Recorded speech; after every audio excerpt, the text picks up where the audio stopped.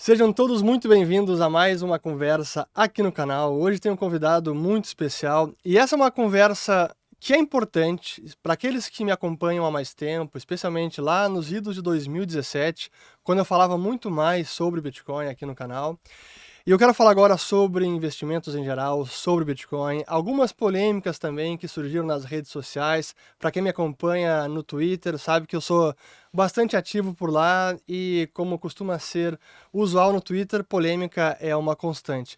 Mas é um vídeo fundamental não apenas para quem está no mundo do Bitcoin há mais tempo e também para quem não está, porque a gente quer abordar aqui assuntos sobre investimentos em geral e como este ativo, que na minha humilde opinião é fantástico, inédito e merece um lugar na carteira de todo investidor, é preciso saber como compatibilizar isso com pessoas comuns, na carteira de investimentos de pessoas comuns. E para falar desse assunto, tem aqui junto comigo Diego Collen, da Node Runners Brasil. Muito obrigado por aceitar o convite. Seja bem-vindo. Obrigado, Fernando, por essa belíssima introdução. Eu que sou absolutamente grato ao seu convite. Foi extremamente prazeroso nos conhecermos lá em Belo Horizonte, onde tivemos a oportunidade de conversar e nos conhecermos. E eu não pude ficar mais feliz ao aceitar esse convite. Vai ser um prazer falar sobre mercados, economia, finanças globais e o Bitcoin como uma pauta importante na geopolítica global aí. Excelente. Então vamos lá. Até para que o pessoal de casa saiba, assim, o que acabou suscitando essa conversa foi, então, uma polêmica no Twitter, que a gente vai entrar ao longo da conversa, não exatamente agora no início.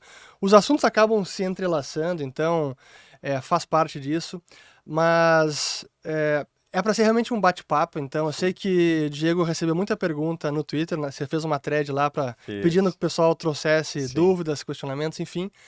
Então vamos falar sobre tudo isso. E até Então, finalmente chegar nas perguntas que o povo quer saber, as polêmicas, exatamente. Então, e tudo mais. mas vamos lá. Vamos sim. Antes de tudo, Fernando, Diga. eu trouxe uma lembrancinha aqui para você, que eu trouxe lá de Jericoacoara, do projeto Praia Bitcoin Brasil, onde eu passei o carnaval a convite do Fernando Motolese e do Vinícius, do Palavra de Satoshi. E eu quero trazer para você esse kitzinho, que é muito simbólico para mim. Eu me sinto muito honrado em trazê-lo, porque você que apresentou o Bitcoin para tanta gente no Brasil, que inclusive usou-me como veículo para enviar um abraço para você, uma mensagem de carinho por você ter feito parte da jornada bitcoinheira. Eu vim dizer que o Bitcoin ele já tem conta corrente que rende juros, tem cartão de débito e até nota em papel. E tudo on-chain.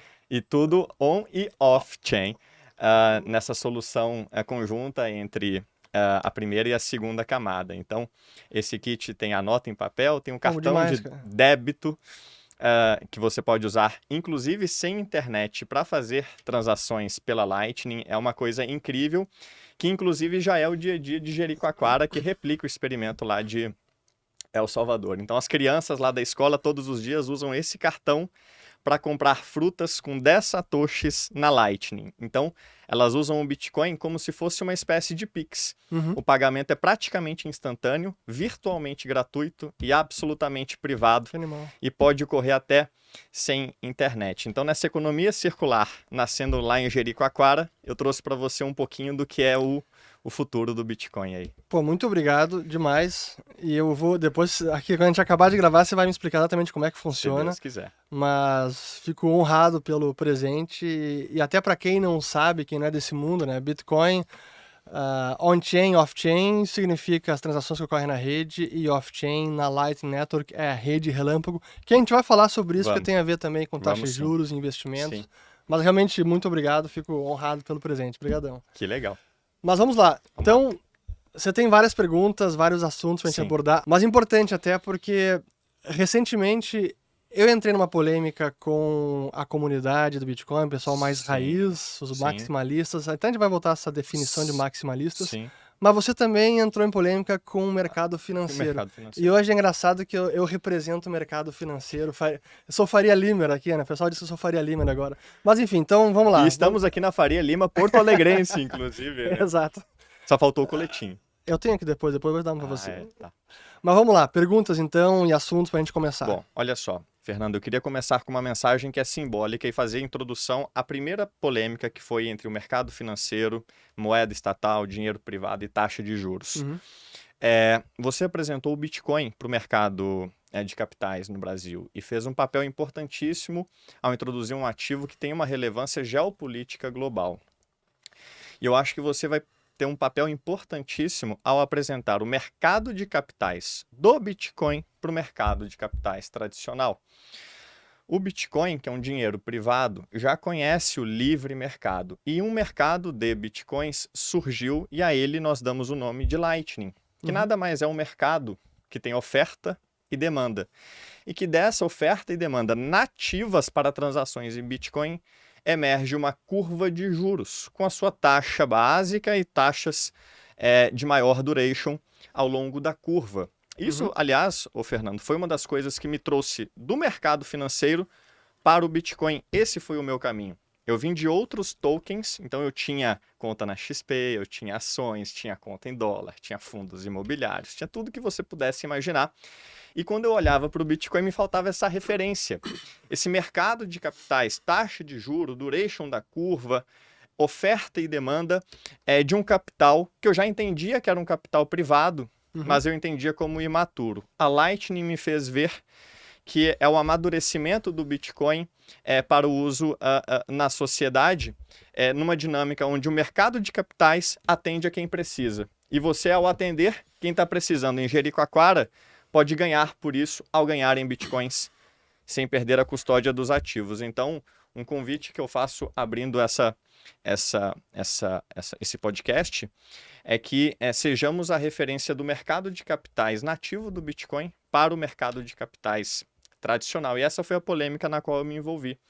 Tentando provocar essa reflexão no mercado financeiro tradicional, de onde eu vim, inclusive, eu costurei perguntas que deveriam levar à conclusão de que a moeda é o monopólio do Estado, cujo preço mais importante da economia, que é a taxa básica de juros, é centralizadamente definida por ele.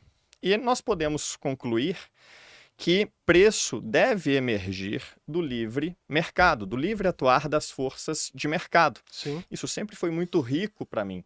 E quando eu percebi que havia uma moeda estatal cujo preço é controlado, influenciado, manipulado, e de repente eu vi um capital privado cujo preço emerge do livre mercado, eu precisava falar isso para outras pessoas. E a forma como eu encontrei foi provocando, através de perguntas, essa reflexão. E aí eu achei uma excelente oportunidade de aproveitar essa polêmica com o mercado financeiro, que às vezes não tem, às vezes, por vários motivos, não enxerga isso dessa forma ainda. E desconhece por completo, às vezes, como o Bitcoin funciona. É verdade. A verdade é essa. Esse costuma ser o padrão. Exato. E dessa polêmica eu achei legal de abordar o Fernando e falar, olha, taxas de juros são pauta importante no mundo inteiro. Pouca coisa é mais importante hoje do que o preço do dinheiro. Nós aqui no Brasil temos uma das taxas mais altas do mundo e o nosso Banco Central está sofrendo ataques à sua própria independência.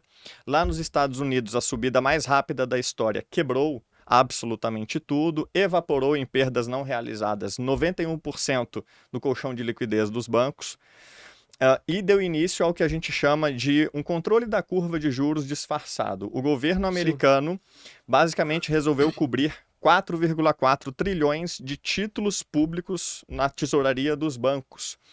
4,4 trilhões é o que o Banco Central Europeu compra de ativos desde 2014. E os Estados Unidos, em um programa que em 20 linhas ele abriu, faz o mesmo agora lá. Então, o controle da curva de juros chegou na sala e é o elefante branco hoje nos Estados Unidos. Controle da curva de juros que já acontece na Europa desde o ano passado e também não recebe esse nome. O nome do controle da curva de juros na Europa é o Anti-Fragmentation Protocol. Basicamente, a terceira economia do mundo, que é qual? França, Espanha, Itália, Portugal, Irlanda, em conjunto, os PIGs, né? Constituem uma economia que só perde para dos Estados Unidos e a China. E o Banco Central Europeu está comprando títulos longos para não deixar o spread dos títulos desses países abrir demais para o da Alemanha. Com o Japão, que é a terceira maior economia do mundo, já fazendo o Yield Curve Control, que é o controle da curva de juros, há muitos anos. Inclusive, o Banco Central japonês já tem 50% da dívida do governo, esse número é 20% na Europa e 20% nos Estados Unidos. O mercado privado foi para as cucuias, como a gente diz por aqui, no que diz respeito ao dinheiro. Não dá nem para dizer que é mercado. Não dá nem para dizer que é mercado. E eu achei importantíssimo que, nessa altura, nós começássemos a provocar uma reflexão. O que tem a moeda de especial, que ela não pode obedecer a princípios que o mercado financeiro tanto gosta, que é a de privatização, ou seja, de privatizarmos o dinheiro e termos um dinheiro privado, cuja taxa de juros emerge do livre mercado. Por que idolatrarmos ou brigarmos por um sistema tão manipulável assim? Inclusive, o que acontece com o Japão vai acontecer na Europa e eventualmente vai acontecer nos Estados Unidos, porque na ausência do livre mercado, o Banco Central vai ser obrigado a comprar os títulos que os governos eventualmente vão ter que imprimir. E uma leitura que eu fiz hoje vindo para cá, no Uber. Um relatório do Tesouro americano disse que, a julgar pelo primeiro trimestre desse ano, o déficit fiscal dos Estados Unidos, que era 1,4, deve ser de 2 tri. Eles vão literalmente arrecadar 4 e gastar 6 contra uma perspectiva anterior de 1,4. Eles tinham uma perspectiva de ter um déficit de 400 bi nesse primeiro tri e foi para 1 tri. Então, só nesse primeiro trimestre já caiu a arrecadação, subiu o custo e num mundo que está sendo tomado pela impressora do dinheiro, o Bitcoin se torna cada vez mais evidente. Excelente. Bom, então temos aí um monólogo. Nem teve pergunta. Mas é importante, eu queria, assim, abordar essa questão, assim, acho que praticamente a análise eu concordo com praticamente tudo. Assim, o estado do sistema monetário atual, a intervenção dos bancos centrais, controle da curva de juros que existe no Japão, lá já é explícito, nos outros países ele é mais velado, não é oficial, que o objetivo é controlar a curva de juros, é como você falou na Europa, não, a gente vai evitar a fragmentação controlando os spreads. Tá, estão controlando os juros. Mas é importante, assim, quando a gente... acho que uma facilidade que eu tenho, que eu também vim do mercado tradicional, me tornei Faria Limer de 2017 para cá, porque foi quando eu efetivamente entrei no mercado financeiro, mas eu acho que eu consigo transitar muito bem nos dois mundos e consigo traduzir o mundo do Bitcoin para o mercado tradicional, que os maximalistas gostam de dizer, é o mercado legado, o Legacy Financial System. E o contrário também, eu consigo, acho, traduzir o mercado tradicional para o mundo do Bitcoin. Sim. E eu acho importante compatibilizar as duas coisas, até para tentar extrair o ruído da conversa que eu vejo que muitas vezes acaba acontecendo. Sim. Como, por exemplo, em polêmicas que eu vejo no mercado entre o pessoal do mercado financeiro tradicional e entre quem está já no mundo do Bitcoin. Muitas vezes a conversa entre quem está no mundo do Bitcoin já é no nível do idealismo e o que deve ser feito. Não que esteja incorreto, sim, mas que às vezes a conversa acaba que não anda para frente, não anda para frente porque estão falando sobre coisas diferentes. Sim. Se a gente estivesse conversando aqui unicamente sobre qual é o sistema monetário ideal, o que eu defendo, o que os bancos centrais deveriam fazer, o que deveria acontecer com a moeda, para mim é liberdade monetária absoluta. Acaba monopólio de banco central, acaba a intervenção na taxa básica de juros ou na curva inteira e pronto. Para mim esse é o sistema ideal. Mas a gente está muito longe desse sistema, se é que algum dia a gente vai ver ele, talvez nas nossas vidas nós nem vejamos esse tipo de sistema funcionando na prática. Portanto, tendo o sistema que nós temos hoje, é esse que opera, como é que a gente consegue melhorá-lo ou ser menos nocivo possível para a economia? Sim. Acho que muitas vezes o mercado tradicional chega só até esse ponto. Tem amigos que trabalham no mercado e hoje criticam a atuação do governo atual que está querendo interferir politicamente no Banco Central. Sim. E eu concordo, quer interferir demais, mas se a gente for fazer análise pura do Banco Central, a própria existência do Banco Central já é uma interferência em si. Sim. Mas não quer dizer que a gente não possa melhorar ele e tentar blindar de mais interferência, de aventuras, de heterodoxias, que eu acho que é possível. Sim. Hoje no Brasil a gente tem o Banco Central que define a taxa de juros do overnight, a taxa diária, Mas o restante da curva é o mercado que, pelo menos no Brasil, ainda tem mais mercado do que lá fora. Lá fora eu concordo contigo. Já foi para o saco essa premissa do mercado. Especialmente na Europa e Japão. E Estados Unidos, se você for parar para pensar, 50% da dívida emitida pelo Tesouro em 2020 para cá foi comprada pelo Fed.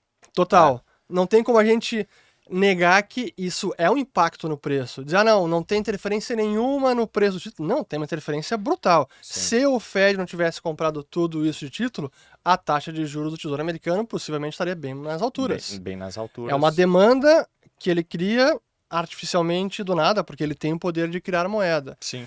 Então, eu acho importante entender esses dois mundos. Tem o mundo ideal, que eu defendo, mas eu sei que é muito difícil a gente chegar nesse ponto. Chegar lá da noite pro dia. Não quer dizer que eu vou abrir mão, bom, já que não dá para chegar lá, esquece. Não, vou continuar defendendo. Sim. Mas é preciso entender que dentro do mundo que a gente opera hoje, tem formas de melhorá-lo. Sim. Vai ser o ideal? Não. Mas dá para ser menos pior. Acho que muitas vezes o ruído da conversa entre bitcoiners e mercado tradicional o ideal e acontece o que a gente nisso. Tem. Exato. E eu acho que você provoca uma reflexão interessantíssima, que é o que eu acho, que eu aprendi a entender da economia do Japão, olhando a economia da Europa e agora a dos Estados Unidos. E há um degradê perfeito, né? Onde o Japão está, onde ele já declarou que ele não vai deixar o título de 10 anos do governo subir os juros para cima de 0,5, a Europa, ela não declara propositalmente qual que é o break, qual que é o controle da curva de juros dela. Qual é o teto ali? Qual é o teto? Quanto que ela admite? Porque uma vez que ela admite, o mercado sabe aonde que ela quebra.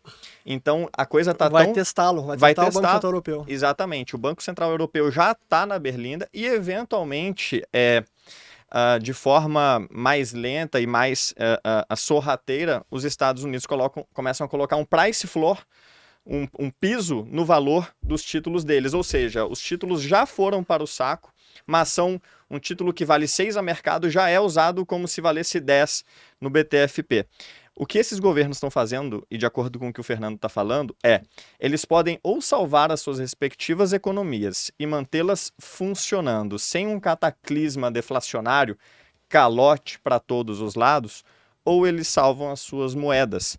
Porque não é possível que você mantenha uma pirâmide, como a moeda fiduciária é desenhada para ser, ou seja, você precisa sempre imprimir novas moedas para pagar pela impressão de moedas no passado, ou seja, para você pagar as dívidas do passado, você necessariamente tem que continuar imprimindo. Essa dinâmica, ela eventualmente te expõe a uma escolha. Você vai salvar as economias e mantê-las funcionando, imprimindo mais, ou você vai salvar a moeda, permitir que ela preserve algum valor, deixar que os calotes aconteçam para que a quantidade de moedas em circulação reduza e o poder de compra das pessoas cresça.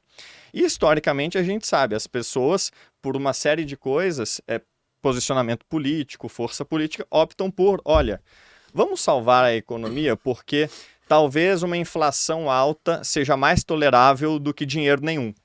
Então, os bancos, governos e bancos centrais atuam em conluio, como tem atuado recentemente. Os Estados Unidos é um caso recente. Para, olha, vamos salvar a economia.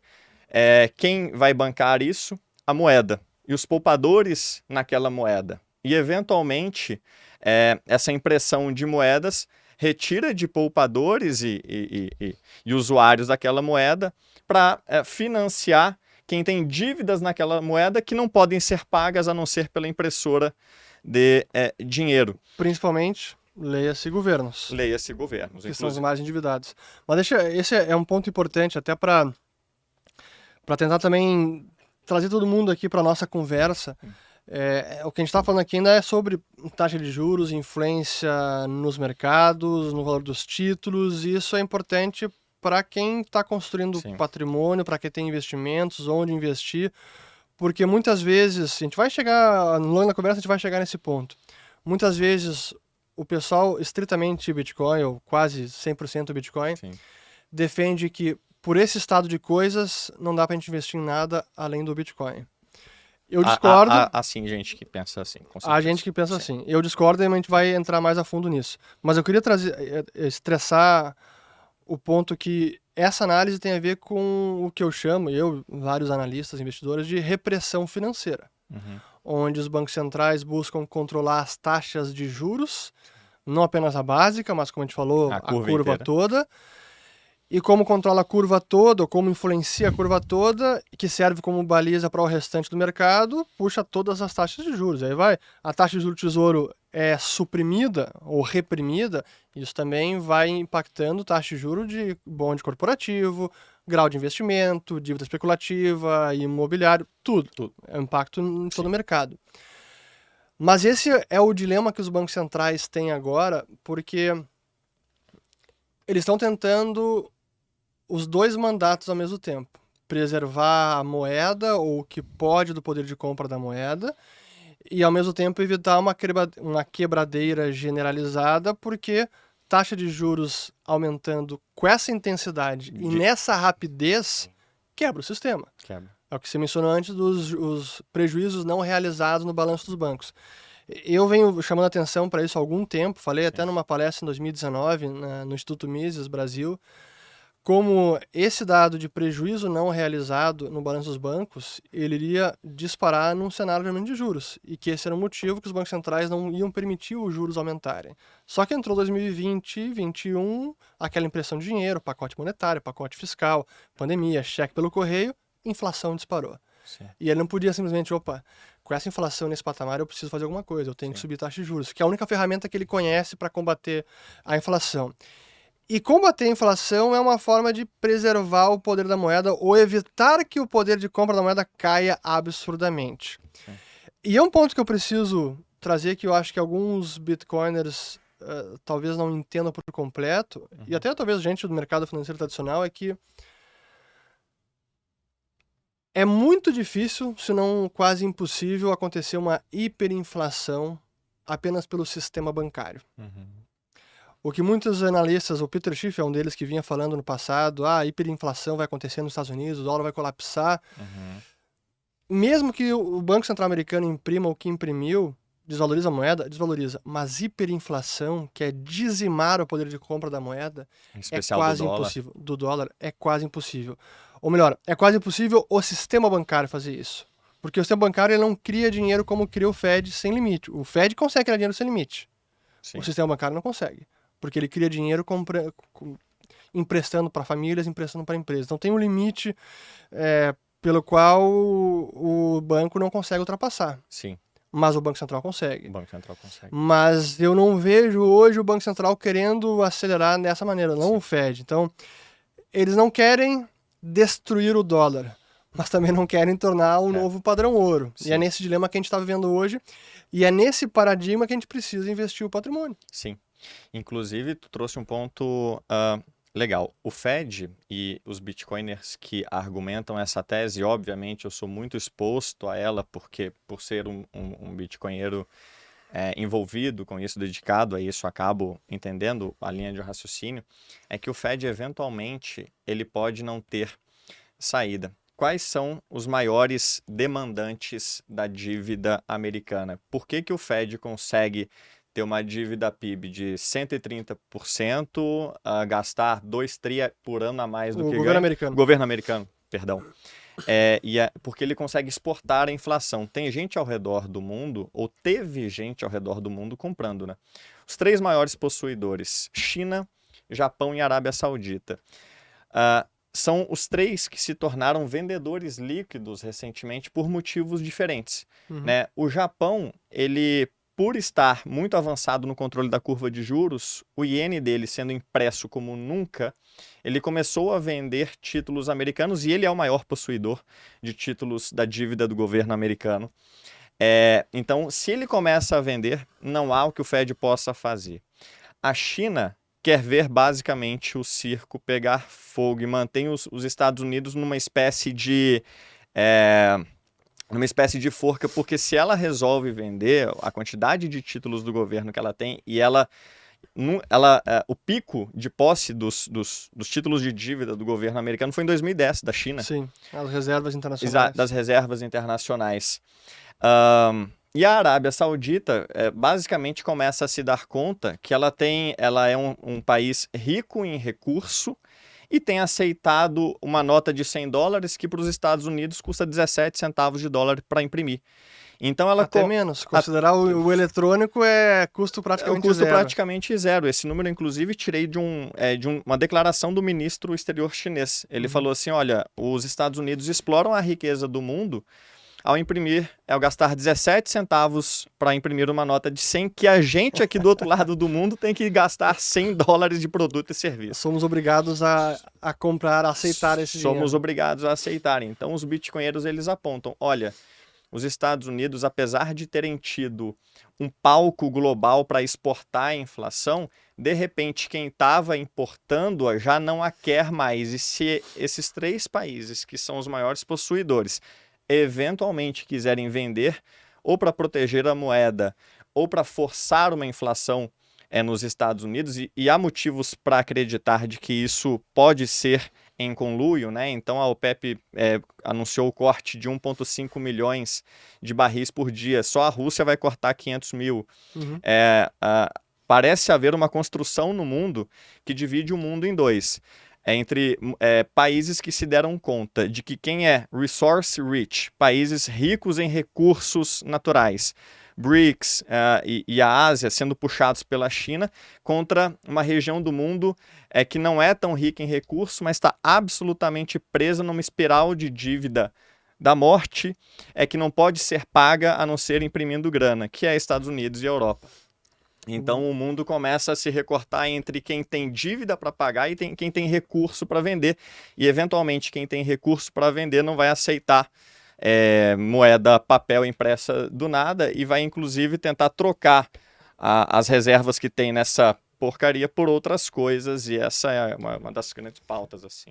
Boa. Aí tem, como diz o americano, a lot to unpack. Tem bastante pra gente desembrulhar aqui nesse argumento. Vamos lá. Entrando.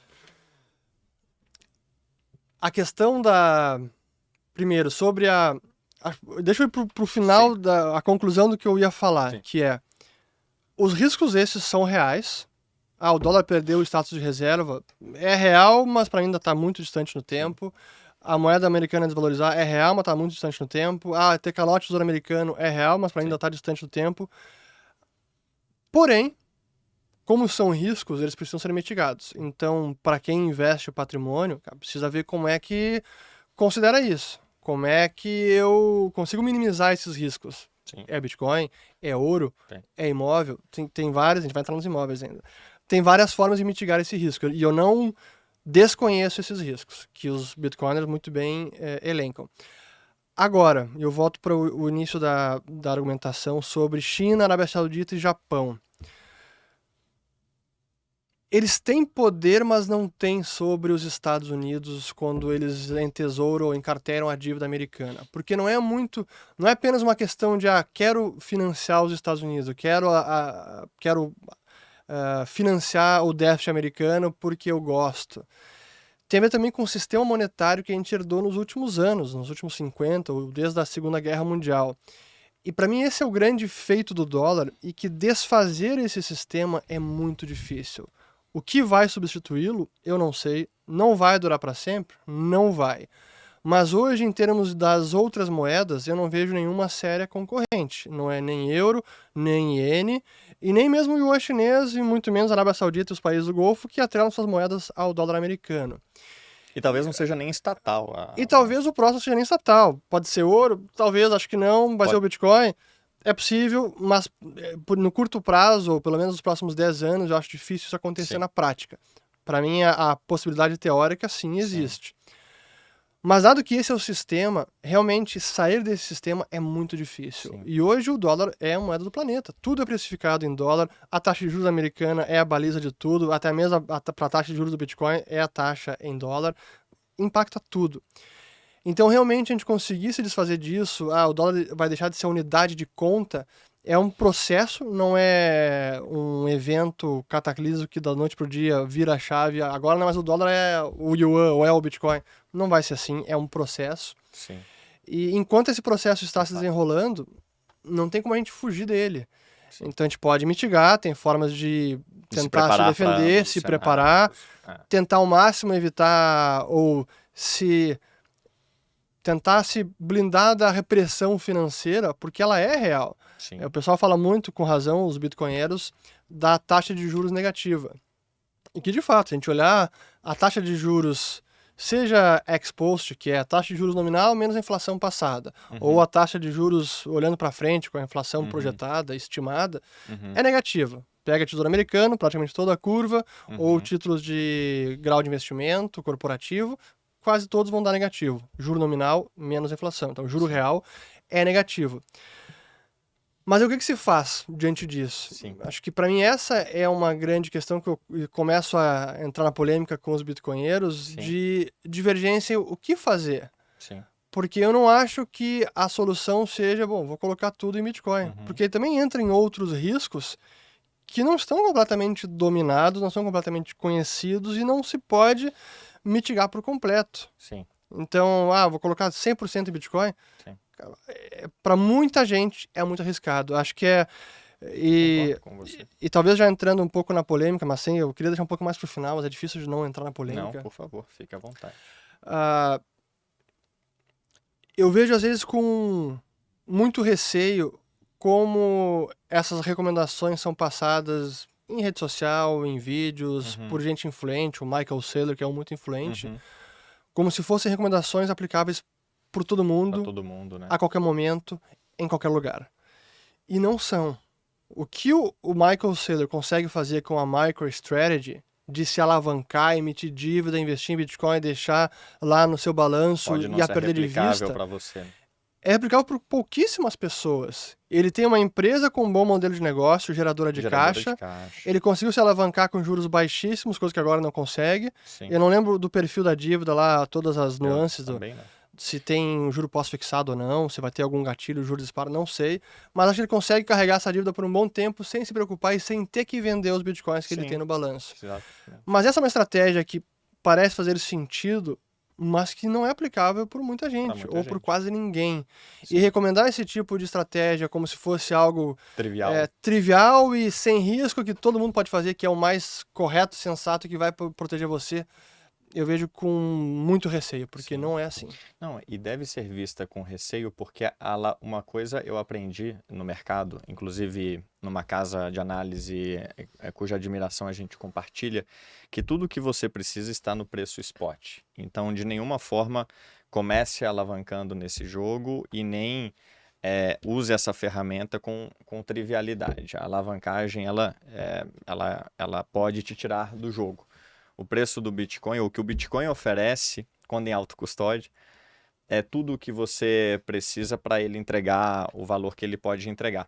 Mas eu queria dar 2 passos atrás numa expressão-chave que tu disse que eu acho legal explicar, da repressão financeira, que já foi usada anteriormente. Os Estados Unidos fez o controle da curva de juros numa situação muito parecida com a de hoje, que foi na década de 40. Claro. Né?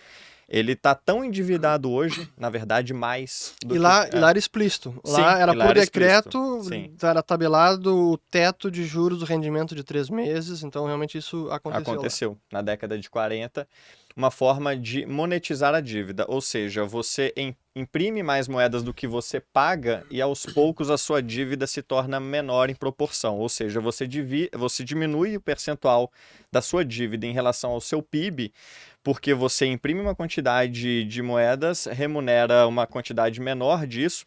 As pessoas de posse dessa informação que detêm o seu título, elas obviamente vão vender esse título para comprar outras coisas.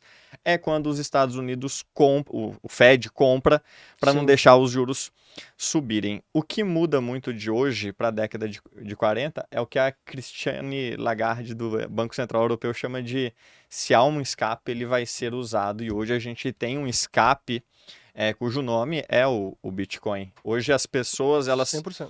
Elas se veem expostas à seguinte opção: eu vou vender um título americano que até agora eu julgava ser a reserva de valor do mundo, mas que basicamente me jogou no fogo e perdeu uma quantidade enorme de valor.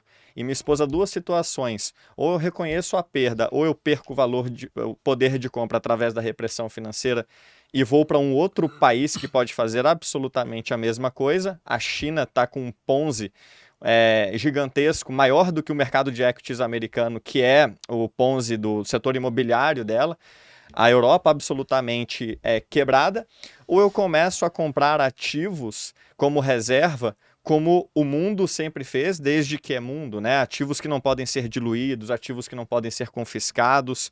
E o Bitcoin aparece como uma alternativa sequer cogitada há alguns anos atrás, mas inexistente na última vez que isso aconteceu. Então o mundo ele pode estar perigando usar as mesmas saídas para problemas antigos, desconsiderando que hoje há novas as soluções. Então, um post que eu fiz recentemente pergunta: quem foi o ativo que melhor performou desde 2020, 17, 15 e 13? O Bitcoin em qualquer horizonte de tempo, e isso é verdade agora nos últimos 30 dias, nos últimos 3 meses também, ele tem tido uma performance absolutamente sensacional, porque nessa reflexão que o Fernando traz, de que o mundo ele deve ser analisado como uma matriz de possibilidades, pode acontecer isso ou pode acontecer aquilo, quais são as chances disso acontecer? Eles podem querer salvar as economias e ter que imprimir muitos dólares. A China pode querer vender os seus tesouros e o Fed ser obrigado a imprimir. Se isso acontecer, vai ter diluição. Que ativos podem me proteger da diluição? E se o mundo resolver salvar o dólar, ou se os seus países resolverem salvar as moedas, mandarem a economia para o espaço e deixarem os calotes? Tudo que você quer nesse cenário é se proteger de risco de contraparte, o risco de você tomar um calote da outra parte, o risco de você tentar sacar o dinheiro e não conseguir, o risco de você tentar vender alguma coisa e não conseguir porque não tem comprador. Então o Bitcoin ele vence, segundo a tese nossa bitcoinheira, nesse contexto também, porque ele é o único ativo no mundo sem o risco da contraparte, sem o risco de que você não vai ser pago, ninguém vai o Bitcoin ele não é o que a gente chama de um IOU, né? Um eu te devo, como outros ativos têm. Então ele não é como dinheiro depositado em banco ou como um título do governo que você comprou. E por ele ser livre do risco da contraparte, ele também não pode ser confiscado. Então, se você tem um imóvel, você eventualmente pode perdê-lo numa crise que você venha a passar. Perca coercitivamente, né? Um processo pode te tirar o teu imóvel, não pode tirar o teu Bitcoin. Por ele oferecer uma proteção à contraparte no cenário dos calotes gerais e à inflação no cenário mais inflacionário, ele acaba ocupando um espaço, isso é verdade para mim, obviamente, representando aqui os bitcoinheiros, maior do que o mercado financeiro inicialmente supõe. A gente entende ele como uma proteção para ambos os lados, ou seja, se a chuva de calote vier, eu estou livre do risco da contraparte. Ninguém me toma, ninguém me censura, ninguém me coage a tomar os meus bitcoins. E se a inflação vier, eu tenho um ativo que diluir, ninguém pode. E é claro, mas isso tem que vir com um monte de unpack. Exatamente. Eu acho que a conversa vai durar umas 4 horas aqui. Olha aqui, ó. Fiat is a scam. Fiat is a scam. Maravilhoso. Não consigo discordar dessa frase. Mas é verdade, sim, que o Bitcoin não tem o risco da contraparte no momento que você custodia por conta própria. E isso é uma das grandes sacadas e genialidades tecnológicas que o Satoshi Nakamoto criou com o Bitcoin. Isso é fantástico. E hoje no mundo não tem ativo com essas características. Não tem. Simplesmente não tem. Sim. Que você consegue custodiar por conta própria, transferir com facilidade, baixo custo, privacidade, transferir para qualquer lugar do planeta, privacidade. Sem KYC. Não tem. Porém, esse é um ponto que também eu vejo muitas vezes o Bitcoiner subestimando ou não dando a devida atenção, ou às vezes o alerta por mais que tudo isso seja verdade, risco da contraparte, custódia por conta própria, etc., o preço em si do Bitcoin, ninguém tem certeza para onde ele vai. Então, o preço do Bitcoin, que agora subiu nos últimos 3 meses, é excelente. Mas a gente não tem garantia nenhuma de que ele vai seguir subindo, vai se manter estável nesse patamar no restante desse ano ou na próxima década. Então, essa certeza ninguém tem. E mesmo se falou a comparação que o Bitcoin foi o melhor investimento em várias janelas de tempo, É verdade, mas se a gente voltasse lá para antes de 2015, nem era uma classe de investimento investível, era muito pequeno. Então, tem que ter um pouco de contexto também essa afirmação. Sim. Mas então a questão do preço do Bitcoin daqui para frente, a gente não tem nenhuma segurança. A garantia que a gente tem, os 21 milhões de unidades. Essa garantia nós temos. Sim. Esse é o limite máximo, não tem como burlar essa regra. Mas a gente não sabe como a demanda vai se comportar Sim. por Bitcoin. Pode aumentar, pode seguir aumentando, mas vá que haja uma crise de confiança, houve um bug no sistema, ou simplesmente todo mundo que... As pessoas que a gente acha que vão se convencer desta nossa argumentação, acho que quer saber, vocês têm razão, mas igual eu não gosto. Então, pode ser que o Bitcoin atinja um nível de preço e fique estacionado lá e não suba mais. Sim. Então, essa certeza ninguém tem. Então, Ninguém. esse é o alerta que eu faço Sim. para muita gente e os bitcoinheiros em geral, e tem a ver quando a gente faz uma construção de portfólio, porque para muitas pessoas, talvez para a maior parte das pessoas... Que, aliás, essa premissa é verdade para basicamente qualquer ativo. Qualquer ativo. Qualquer. Eu diria que o único que não é verdade é que a moeda estatal vai seguir se desvalorizando. Isso aí A discussão é a qual taxa ela vai se desvalorizar. Sim. E, eventualmente, isso converge ao valor intrínseco dela, é zero, né? Porque Exato. se você desenhar no Excel, desvalorize isso daqui para mim, 2 ou 7% ao ano, e vai traçando no pé da perpetuidade. É isso. Isso com certeza. Mas... como você não é obrigado a escolher entre Bitcoin e uma moeda estatal, você tem um leque de ativos que pode atender uma gama de necessidades de cada investidor. Sim. E é que a gente acaba entrando na polêmica de como compatibilizar o mercado tradicional e um portfólio de investimentos com o Bitcoin, é que você tem gente que precisa de geração de renda, precisa ter um fluxo de renda de algum investimento. O Bitcoin hoje dá pela Lightning, mas não é a única fonte de renda. Talvez alguém queira um imóvel, queira um ativo real, talvez alguém queira emprestar para uma empresa, e mesmo no mundo bitcoinizado, que a gente vai entrar mais nisso aí, Sim. a intermediação financeira não vai desaparecer. Perfeito. Imóveis também não vão desaparecer. Sim. Como é que a gente está? Tá bem? 5-6, eu tava olhando aqui. Cara, passa rápido, hein? Passa. Mas... Tá muito bem também, certo? Mas... é importante entender que investidores, os mais variados tipos, vão ter algum tipo de necessidade e que o Bitcoin vai atender uma parte da necessidade, mas não toda ela. Então, esse cuidado que eu tenho. E o cuidado também que a gente não pode defender o Bitcoin como uma certeza inexorável de que o preço dele vai subir para sempre. Perfeito. Custódia, por conta própria, 21 milhões de unidades para sempre. Consigo defender com unhas e dentes, com fatos, argumentos e lógica. Que o preço vai seguir subindo para sempre, isso certeza ninguém tem. Exato. E é importante você trazer isso porque contribui o fato de que se a gente conclui que as moedas fiduciárias vão continuar a ser impressas pelo próprio regime de metas de inflação, a gente não pode dizer para onde vai o preço do Bitcoin e nem de nenhum outro ativo. Mas a gente pode dizer o seguinte: para um mundo com cada vez mais moedas fiduciárias, que, aliás, a história atrela uma chance de sucesso de 0%. Sabe quantas moedas fiduciárias perseveraram ao longo do tempo? Nenhuma. A gente vive um momento de experimento histórico, onde pela primeira vez na história a gente vive 100% com moeda fiduciária. Inclusive o franco suíço era parcialmente lastreado em ouro até a década de 90 e o dólar foi até a década de 70 meio aos cambalacho. Então a gente pode dizer que para um mundo onde cada vez mais moedas fiduciárias a gente terá a mesma quantidade de bitcoins. E isso é verdade para tudo, porque na medida em que a sociedade avança e produz mais com menos por conta da tecnologia, a gente vai ter cada vez mais mesas, cada vez mais cadeiras, cada vez mais carros sendo feitos para uma mesma quantidade de bitcoins. Então, o preço do Bitcoin ele emerge de uma forma, pela teoria dos jogos, game theoretically, né? Quer dizer, eventualmente bens monetários convergem a um. Porque as pessoas elas eventualmente vão poupar naquilo que elas acham que as outras pessoas também vão escolher como dinheiro, porque isso vai resolver o problema do interesse duplo, né? Eventualmente eu quero ter uma coisa que é a mais líquida do mercado, porque assim eu vou conseguir levar a mercado sem perder preço, né? Essa é uma definição de dinheiro da escola austríaca. Dinheiro é aquilo que você consegue se desfazer mais rápido com a menor perca de valor. E pouca gente sabe, mas o Bitcoin ele já é mais líquido que boa parte dos treasuries americanos. Inclusive, no auge do valor dele, ele era mais líquido do que a maior parte dos títulos do Tesouro.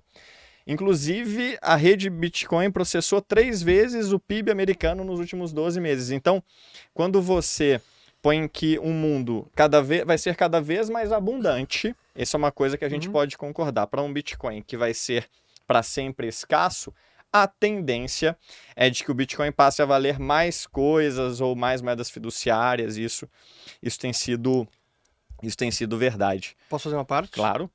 Sim, eu concordo. Tanto que eu faço esses alertas e tento introduzir um pouco de nuance, a análise toda. Sim. Mas eu concordo e essa é a minha previsão. Eu entendo que a tendência do Bitcoin é seguir se valorizando. Sim. Parte pelo que você falou, parte pelo sistema monetário que está cambaleando há décadas, parte pela desvalorização das moedas que vão prosseguir. Então, para mim, essa é a tendência. Ainda assim, certeza que o preço vai seguir subindo, a gente não tem. Não tem. Agora, esse outro alerta que eu faço, que eu vejo, talvez, o pessoal fazendo previsões do tipo, o Bitcoin vai seguir subindo e dobrando de preço quase que ou a então cada segue um gráfico 2, 3 anos. redondinho, né? Tipo aquele do 98, daquele cara. Os 100 milhões de... Sim, o Plan B. Plan B, exatamente. Sim. Aquilo ali realmente... Imaginando que o Bitcoin siga ganhando mercado, cada vez mais confiança, as pessoas entendendo por que é importante, por que ele é valioso, chega um momento em que ele também atinge um platô de preço e que ele vai se estabilizar. Perfeito. Então ele não vai seguir dobrando de valor para todo o sempre. Exato. Ou se ele seguir dobrando de valor, é porque a moeda, que é o denominador, está perdendo valor. Exatamente. Pra caramba. E aí todo o resto vai também ganhar valor, não é apenas o Bitcoin. Sim. É imóveis, é renda Talvez fixa, ele pegue mais valor, né? Mas, pode ser que ele pegue mais. Mas aí a moeda que está dizimando o poder de compra, então o denominador é que está indo para o saco. Para o saco. Inclusive, quando você pega os gráficos da República de Weimar na Alemanha, que é o que foi talvez o caso de hiperinflação mais famoso e mais recente, sim. O pior da desvalorização ocorreu ao final. Né? Então, em qualquer curva exponencial, tal como o da diluição das moedas fiduciárias, ele fica mais violento ao final. Então, se eventualmente o Bitcoin passar por mais grandes períodos de multiplicação, vai ser ao final da curva, porque é quando no Ponzi, que é a moeda fiduciária, é no final que ela precisa ser mais impressa, porque é no final que tem mais dívida exposta. Então você está prevendo a hiperinflação do dólar? Não, eu prevejo que numa curva exponencial, se você colocar o Kager, o dólar ele é impresso numa quantidade de 7% ao ano desde 1960. Existem hoje em circulação 60 vezes mais dólares do que existiam em 1960. Uhum. E esse número ele acelerou recentemente. A quantidade de dólares hoje em circulação, tal como medido pela base monetária M2, que é cheia de falhas, mas que para um período longo ela funciona, você não consegue escapar do longo prazo. A quantidade de dólares em circulação foi, hoje, 40% nasceu nos últimos 3 anos. Uhum. E eu acho que os Estados Unidos ainda têm algumas válvulas de escape para a dívida dele, ou seja, formas de imprimir porque vai ter alguém comprando treasuries. O problema que eu vejo é a válvula de escape dele está se esgotando porque quem antigamente compraria hoje está vendendo porque quer outras coisas. E isso não é verdade só nos Estados Unidos, é verdade na Europa, é pior ainda no Japão, mas o mais importante, 19 dos 20 países que mais adotaram o Bitcoin são, em termos per capita, são emergentes. Porque isso é uma coisa que eu brigo muito com o mercado financeiro. O mercado financeiro gosta muito de assim, analisar o Bitcoin como se empresa fosse, geradora de caixa fosse. Não é isso. E eu falo, olha, qual que é o mercado endereçável total? Uma linguagem que o mercado financeiro procura. Essa empresa atende quantas pessoas? Pode atender quantas pessoas? O Bitcoin ele pode atender 87% das pessoas do mundo que vivem sob uma de duas situações. Ou alta inflação, inflação de 2 dígitos como no Brasil, ou autoritarismo, né? E repressão financeira, controle de capital. Essas 87 pessoas você atende se você oferece a elas um dinheiro que não pode ser diluído ou um dinheiro que não pode ser confiscado. Mas o Fernando tem razão. Eventualmente, no que eu acredito, a minha tese, o Bitcoin ele vai recapturar o que eu chamo de o prêmio monetário de todos os outros ativos do mundo que tiveram que fazer o papel de dinheiro ao longo do tempo, porque a moeda fiduciária tomou o lugar do dinheiro, ou seja, perdemos a referência do dinheiro bom, do dinheiro forte, que era Ouro o e prata. ouro e prata, para usarmos no lugar uma moeda fiduciária. Como você não perdeu o direito a poupar em dinheiro, porque agora é uma moeda fiduciária, que não é dinheiro, porque não é reserva de valor, você passou a poupar num ETF de S&P 500, você passou a poupar comprando imóvel, você passou a poupar num fundo multimercado, você passou a poupar num fundo de previdência, você passou a poupar em várias coisas que não foram construídas para ser poupança.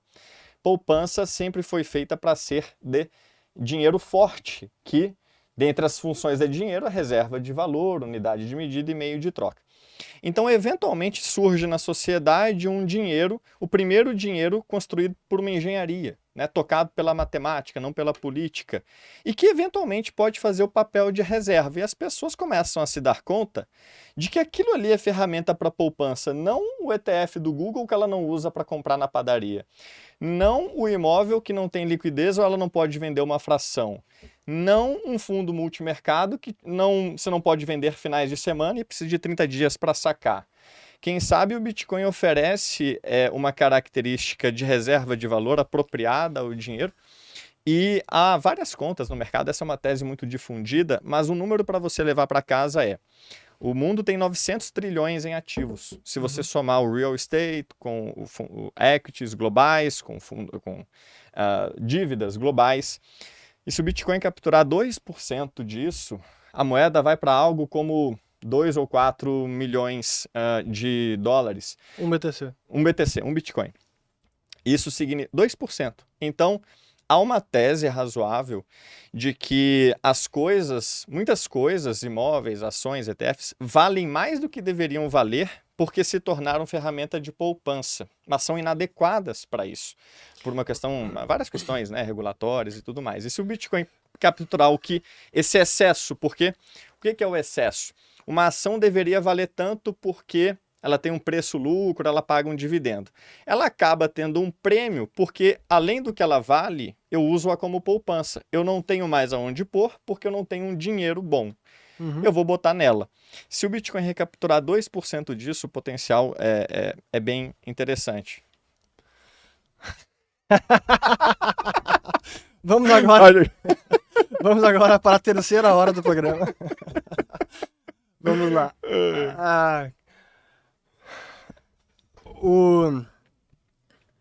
Eu entendo o conceito de poupança, que a gente perdeu, no sentido de savings, que realmente no passado, quando tinha um dinheiro duro, o hard money, o dinheiro saudável, se poupava muito mais em dinheiro. Aí são incentivos perversos do sistema atual de moeda inconversível. Concordo plenamente. E, possivelmente, ativos podem ter seus preços exagerados ou artificialmente inflados por conta desse cenário. É possível. Uma outra forma de entender isso é que a moeda também perdeu muito valor. Sim. Então, não necessariamente é o problema do ativo, mas sim da moeda que nós vivemos. Isso varia de jurisdição para jurisdição. Se olhar para o Japão, cara, os imóveis lá caíram bastante, desde a bolha imobiliária, ações também caíram bastante. Hoje, se olhar para Estados Unidos, lá ainda tem muito para corrigir o mercado de ações na minha avaliação. Sim. Mas eu concordo que se houver um rearranjo de sai 2% do market cap, acho que é muito, mas se for, ótimo, para mim vai ser excelente, e migra para o Bitcoin para mim tem grande potencial. E acho que tem grande potencial, não nego isso. Mas ainda nesse mundo, eu vejo a necessidade de ter um portfólio de investimentos que não contemple apenas o Bitcoin. Sim. E até você falou que ações, imóveis, renda fixa não são poupança. Eu acho que entra uma questão filosófica, assim, o que é poupança, o que é investimento, o que é patrimônio, o que é poupança. Acho que tem muito para filosofar, assim, como é que a gente define exatamente poupança para dizer que eu colocar o dinheiro no imóvel não é poupança. E sobre a questão de fração, sim, se você comprar um imóvel direto na pessoa física, ele não é fracionável, mas você tem fundos imobiliários, tem formas de ter uma fração de imóvel até com bastante liquidez hoje em dia. Sobre não poder comprar e vender no fim de semana, cara, sem dúvida que isso é uma fricção absurda no mercado tradicional. Às vezes nem depois do horário, E nem né? o horário de mercado é das 10 às 4 lá fora. Tem Isso muito é fundo de ridículo. reserva de emergência vendido por instituições financeiras. Eu passei por isso. Eu não posso ter emergência depois das 6 da tarde. Isso é bizarro. Assim, mas isso é uma ineficiência que vai acabar. Sim. Assim como isso é o bacana da concorrência, que na minha opinião o próprio Bitcoin ajudou a introduzir concorrência no setor de pagamentos. Sim. Hoje a gente consegue ver pagamentos 24 horas por dia, todos os dias da semana, mesmo nas moedas fiduciárias. Já melhorou do que era no passado. Ainda não traz todos os benefícios que o Bitcoin tem, de liberdade, etc., mas já melhorou o sistema legado. Eventualmente eles chegam lá no Bitcoin. Com a taxa de confiabilidade 99,98%. Exatamente. Mas que mais? Deixa eu voltar a um ponto que eu não concluí antes da China, que ficou no ar, eu lembrei da resposta, que esse sistema que a gente vive hoje no padrão dólar é um dos motivos que China, Arábia Saudita e Japão acabam encarteirando dívida americana, porque eles precisam acumular dólares até para comercializar no mercado internacional. Então, poder comprar e vender... Cada vez menos, mas é verdade. Tudo cada vez menos. Então, quando a gente olha no longo prazo, e os eventos de 2020 e 2021, pandemia, foram, especialmente a guerra, até, não, eu diria que foi a pandemia e a guerra, colocaram o dólar em xeque com relação a ativo de segurança. Foi o terceiro calote americano, né? Terceiro calote americano, 1933, com o confisco do ouro, 71, Bretton Woods, e agora. Então, sem dúvida que isso faz não apenas bancos centrais, mas investidores no mundo inteiro. Opa, aquele título americano que achei que fosse meu, talvez não seja meu, porque o governo americano pode fazer o que quiser. Claro que todo mundo busca formas de mitigar isso. Sim. É um dos motivos que o ouro disparou em compras pelos bancos centrais nos últimos 2 anos. E o Bitcoin da mesma forma. O Bitcoin da mesma forma. Então, são ativos que ajudam a mitigar esses riscos. Sim. Mas eu não sou defensor e não recomendo o all-in em nada, nem mesmo no Bitcoin. Sim. E só voltando para o mercado financeiro que não entende muito o Bitcoin e tenta comparar com empresa, gerador de fluxo de caixa, também não entendem o ouro, que é um ativo que não tem fluxo de caixa, não tem rendimento e é muito mal compreendido pelo mercado financeiro tradicional. Mas, enfim, acho que eu respondi algumas coisas. Excelentes pontos. Inclusive, um abraço aos Gold Bugs, ao Mike Maloney, um grande professor meu. Aprendi muito sobre Bitcoin com ele. No documentário The Hidden Secrets of Money, de graça no YouTube, em 10 capítulos. Os caras do ouro estão falando isso que a gente está falando aqui desde 2011. A tese deles... Até antes. Tem acontecido, eles talvez tenham errado o veículo porque a gente tem um ouro digital. Melhor do que o ouro em tudo que fez do ouro um bom dinheiro, né? Sim, é que entra o ponto das moedas fiduciárias e se elas vão hiperinflacionar ou não. Você mencionou o M2 americano, que sim, de fato, se olhar ele, os últimos 2, 3 anos, responde por 60%, sei lá quanto, do M2 de toda a história. É verdade. Mas se olhar o M2 agora, ele está caindo. E numa taxa que não se via desde a Segunda Guerra Mundial, até antes. O que isso me sugere? Que a política do Fed é de defender o dólar, ou de impedir que ele perca todo o seu valor. Então, acho que esse é um ponto importante de... Qual é o endgame desse sistema? Essa é a grande pergunta que ninguém tem a resposta, nem os bitcoinheiros, nem Goldbugs, nem banqueiro central. Nem o mercado financeiro. Nem mercado financeiro, mas eu entendo que a gente pode seguir nesse sistema amorfo, anômalo, por muito tempo antes de haver um colapso. E aí se me perguntar, se coloca uma arma na minha cabeça, responde agora, o dólar que vai perder todo o valor ou é o tesouro americano que vai ter que dar um calote? Para mim, o tesouro americano é que vai ter que dar um calote. Vai ser em toda a dívida, vai ser um percentual, vai ser um calote branco, vai ser uma inflação, vai ser no inimigo. Na China. Possivelmente, então, ou no cidadão americano, dizendo, olha, aqueles benefícios todos, Medicare, Medicaid, Social Security, isso eu não vou conseguir honrar, tudo que eu prometi, pessoal, vou entregar metade daquilo porque tudo eu não consigo, senão a gente quebra.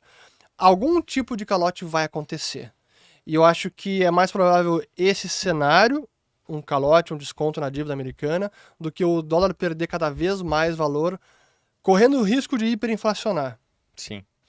Excelente ponto. Inclusive, uma surpresa que eu tive foi do sucesso do Banco Central Americano em conseguir aplicar uma redução da M2 que não se via há muitos anos. O que não foi surpresa para ninguém, você deve ter acompanhado bem, foi que 2/3 da reversão dessa curva dos últimos 11 meses, que vinha caindo, a quantidade de dólares em circulação vinha caindo há 11 meses, para que 2/3 disso voltasse a entrar em circulação, porque os bancos quebraram. Mas não exatamente o M2. É importante uma Uhum. diferenciação que eu também sempre brigo com até com os economistas Uhum. austríacos. O que o Fed reimprimiu foi a base monetária, que é o dinheiro que fica represado no balanço dos bancos, as reservas bancárias, e não o M2, que inclui depósito bancário, que é o que está efetivamente circulando na economia. Então tem uma diferença e que é importante para entender para onde vai o valor do dólar, porque esse dinheiro que o Fed imprime com facilidade não é o dinheiro que já começa a circular na economia. E esse é o motivo que Sim. muitos austríacos erraram em 2009 até 2015, Sim. porque diziam, o dólar vai perder todo o valor, ou vai ir para a taxa de inflação argentina, porque o Fed imprimiu 2, 3, 4, 5 trilhões. Sim. Como é que isso não vai destruir o valor do dólar? Sim. É porque esse dinheiro ficou represado no sistema. O que não aconteceu na pandemia, porque houve também o cheque pelo correio. Pelo correio. Mas você trouxe um ponto importante. Esse é um dos números que todo mercado tem que acompanhar. O balanço do Fed e a tentativa do Fed de reduzir o próprio balanço vendendo coisas a mercado para captar dólares do mercado é uma coisa que ele quer, mas ele vai ter que eventualmente reconsiderar por conta de alguma pressão política, alguma quebradeira que apareceu em algum lugar. Em 15 dias, os bancos mandaram para o Fed um valor X de títulos do governo, um valor menor, para que o Fed mandasse para eles 475 bilhões de dólares. Ou seja, eles mandaram 300, receberam 475, 175 foram criados porque o título valia 300 e o Fed deu 475, efetivamente criando. Essa pauta que o Fernando traz é uma das mais importantes. Como que o Fed diz que quer reduzir o balanço e vinha conseguindo, só que em algum momento isso gera um cataclisma tão grande num setor tão importante como o bancário, que as pessoas demandam o seu dinheiro e os bancos não têm alternativa a não ser recorrer ao Fed e falar para o Fed, por favor, imprima mais para me dar. Agora, eu postei sobre isso. O Fed pode ser uma arma na Terceira Guerra Mundial, onde a gente já pode estar inserido.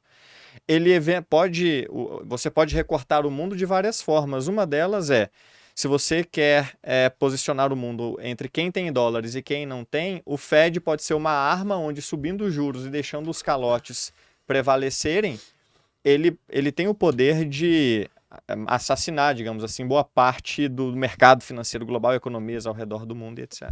É por isso que é tão difícil sair desse sistema. Porque o mundo todo está estruturalmente short em dólares. As dívidas fora dos Estados Unidos, entre empresas, instituições financeiras, ela está denominada em dólares, na sua maior parte.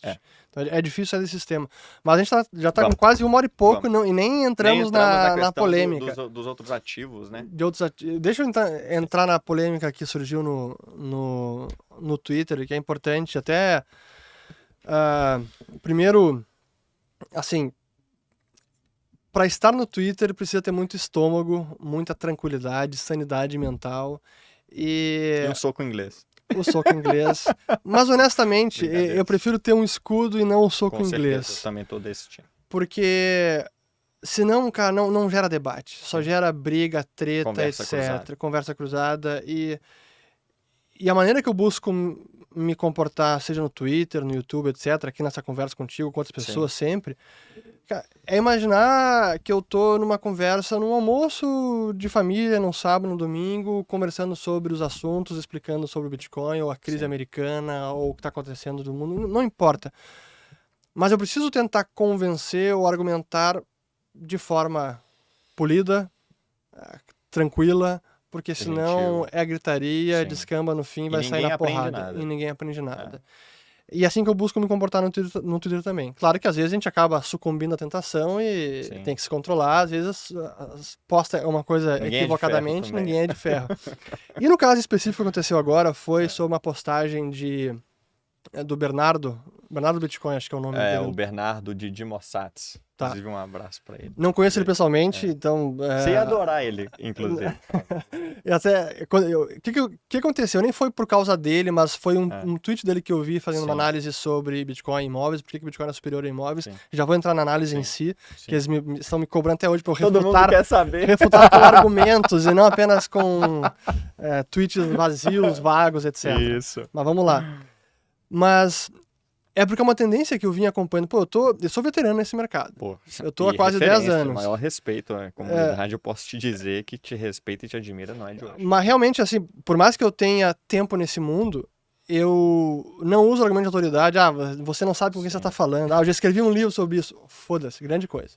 Até eu não costumo usar palavrão aqui, mas hoje usei. Mas para mim o que realmente importa são argumentos, e desde sempre que o Bitcoin me ensinou, eu busco manter, que é a humildade intelectual. Porque eu desenhava, ignorava o Bitcoin, tomei um tapa na cara e realmente, opa, isso aqui tem valor, acabei escrevendo um livro. E hoje uma parte do livro eu precisaria revisar, que é sobre reservas fracionárias, que é outro assunto que a gente não vai entrar aqui agora, porque senão a gente vai ter que ter outra hora. E tinha gente me demandando isso, pergunta pra ele. Mas voltando ao assunto do Bernardo, eu vi uma tendência nos últimos anos de os bitcoins ficando cada vez mais radicalizados no sentido de não apenas elencar todos os atributos e vantagens do Bitcoin, que você muito bem trouxe aqui hoje, mas começar a entrar no limite de que quase nada mais presta. Então, a moeda fiduciária não presta? Concordo. Imóvel já não presta, vai desvalorizar, pode ser confiscado, não vou investir em imóvel. A renda fixa, a empresa pode dar calote ou pode imprimir moeda, é uma porcaria. Ações, até esticado, ações de empresa, não vou comprar ações, é uma porcaria. Então, cara, ouro também é físico, pode ser confiscado. Nada presta, é quase que um convite ou uma recomendação. Cara, então é all-in Bitcoin e nada presta. E eu acho um erro, porque, primeiro, imaginando um mundo hiper-bitcoinizado, entramos num mundo onde o Bitcoin é a moeda, tudo isso continua existindo. Sim. Imóvel vai existir, produção econômica vai existir, intermediação financeira vai existir, possivelmente uma forma mais segura, a gente vai falar sobre isso, do que hoje existe. Ações de empresas vão existir. Concordo. Moeda fiduciária, felizmente, não. Ouro vai existir, algum outro. Talvez o ouro vai ser reduzido ao seu valor industrial, ao seu uso industrial, assim como o prata. Mas essas coisas vão permanecer. Sim. E terão um valor. Sim. Então eu não consigo imaginar que o Bitcoin é um argumento para não ter investimento em praticamente nada. E mesmo hoje em dia, com a sua argumentação muito bem posta sobre o potencial do Bitcoin, capturando o valor de mercado do restante dos ativos, 2% desses 900 e tantos trilhões, sei lá quanto. 900, Se isso migrar para o Bitcoin, o Bitcoin tem um grande upside. É verdade. Mas o percurso ao longo do tempo desse upside é turbulento. E para muitas pessoas, esse turbulento às vezes pode pegar no momento que mata. Exatamente. Pouquíssimas pessoas podem colocar um valor relevante no seu patrimônio em Bitcoin e esquecer. E dizer, cara, quer saber? Fico aqui 2 anos, 3, 5, 10, azar, porque é para longo prazo e eu sei que isso aqui vai se valorizar. Eu tenho essa convicção, vai se valorizar. Mas eu não, pela responsabilidade que eu tenho com todo mundo que me assiste, com os clientes que a gente tem na Liberta, eu não posso dar essa recomendação porque ela é imprudente, ela é irresponsável, porque muita gente no meio desse caminho pode ter que realizar. Porque não é apenas chamada de margem do mercado financeiro. A vida pode dar chamada de margem. É um problema de saúde na família, é um problema... uma catástrofe mundial, o seu imóvel foi inundado por uma chuva lá, o seguro não cobriu por qualquer problema, você perde tudo, tem o Bitcoin, tem que realizar, mas caiu 70% que estava na máxima, e eu comprei, sei lá, quase na máxima. Então, eu tenho muito cuidado em como fazer a recomendação, porque as pessoas precisam entender o risco que existe ao longo desse caminho.